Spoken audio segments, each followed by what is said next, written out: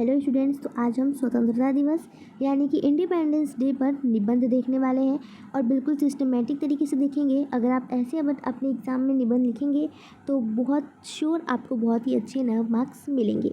तो चलिए बिना टाइम वेस्ट किए क्लास स्टार्ट करते हैं। तो सबसे पहले आपको हेडिंग डाल देना है स्वतंत्रता दिवस एक राष्ट्रीय गौरव का पर्व। ठीक है, और अब आपको पहला हेडिंग डालना है प्रस्तावना। ठीक है, अब प्रस्तावना में आप क्या लिखेंगे वो देख लेते हैं। तो प्रस्तावना में आप लिखेंगे स्वतंत्रता दिवस हर भारतीय के लिए गौरव और उल्लास का दिन है। यह हर साल 15 अगस्त को मनाया जाता है। जब 1947 में भारत को ब्रिटिश शासन से स्वतंत्रता मिली थी, तब यह दिन उन अनगिनत स्वतंत्रता सेनानियों के बलिदानों और संघर्षों को याद करने का एक अवसर है, जिन्होंने हमें यह आज़ादी दिलाने के लिए अपना सब कुछ न्यौछावर कर दिया। यह सिर्फ एक छुट्टी का दिन नहीं, बल्कि हमारी राष्ट्रीय पहचान और संप्रभुता का प्रतीक है। तो ये तो हो गई प्रस्तावना। अब हम आगे नेक्स्ट हेडिंग डालेंगे स्वतंत्रता का महत्व। तो स्वतंत्रता का क्या महत्व है देख लेते हैं। तो देखिए, स्वतंत्रता हर राष्ट्र के लिए सर्वोच्च है। ब्रिटिश राज के तहत भारतीयों को अपने ही देश में कई प्रकार के भेदभाव, शोषण और अन्याय का सामना करना पड़ा। महात्मा गांधी के नेतृत्व में अहिंसक असहयोग आंदोलन और भगत सिंह, सुभाष चंद्र बोस जैसे क्रांतिकारियों के वीरतापूर्ण संघर्षों ने अंग्रेजों को भारत छोड़ने पर मजबूर कर दिया। स्वतंत्रता हमें अपने भाग्य का निर्धारण करने, अपनी स्वतंत्रता, संस्कृति और मूल्यों को संरक्षित करने और एक स्वतंत्र राष्ट्र के रूप में विश्व मंच पर खड़े होने का अवसर देती है। ये हो गया स्वतंत्रता का महत्व। अब हम देखेंगे स्वतंत्रता दिवस का समारोह। ठीक है, तो उसमें आप लिखोगे स्वतंत्रता दिवस का मुख्य समारोह दिल्ली के लाल किले पर होता है, जहां प्रधानमंत्री राष्ट्रीय ध्वज फहराते हैं। इसके बाद वे देश को संबोधित करते हैं, जिसमें वो राष्ट्रीय महत्व के मुद्दे, सरकार की उपलब्धियां और भविष्य की योजनाओं पर प्रकाश डालते हैं।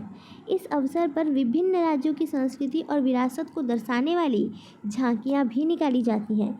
स्कूल, कॉलेज और सरकारी कार्यालयों में भी ध्वजारोहण, सांस्कृतिक कार्यक्रम और देशभक्ति गीत गाए जाते हैं।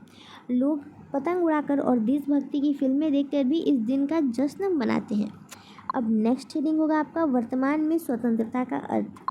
तो देखिए, आज स्वतंत्रता दिवस हमें केवल अतीत के बलिदानों को याद करने के लिए ही नहीं, बल्कि एक विकसित और मजबूत भारत के निर्माण के लिए अपनी जिम्मेदारियों को समझने के लिए भी प्रेरित करता है। यह हमें गरीबी, अशिक्षा, भ्रष्टाचार और असमानता जैसी समस्याओं से लड़ने के लिए संकल्प लेने का अवसर देता है। हमें अपने लोकतांत्रिक मूल्यों को बनाए रखने के लिए और विविधता में एकता के सिद्धांत को मजबूत करने के लिए भी प्रतिबद्ध होना चाहिए।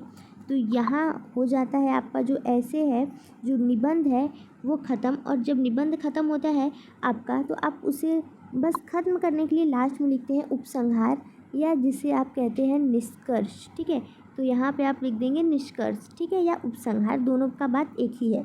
तो आप लिखेंगे स्वतंत्रता दिवस हमें अपनी जड़ों से जोड़े रखता है और हमें याद दिलाता है कि स्वतंत्रता एक अमूल्य उपहार है, जिसे संरक्षित और संवर्धित किया जाना चाहिए। यह हमें एक ऐसे भारत का निर्माण करने के लिए प्रेरित करता है, जहां हर नागरिक को समान अवसर मिले और वह समान सम्मान के साथ अपने जीवन को व्यतीत कर सके, जी सके। यह दिन हमें एकजुट होकर अपने देश के विकास और प्रगति के लिए काम करने का संदेश देता है। तो यहाँ हमारा स्वतंत्रता दिवस पर जो निबंध है वो ख़त्म होता है। आई होप आप सभी स्टूडेंट्स को समझ में आई होगी। आप इसी तरह हेडिंग डाल के अपने एग्ज़ाम में लिखिएगा, आपको अच्छे मार्क्स अवश्य मिलेंगे।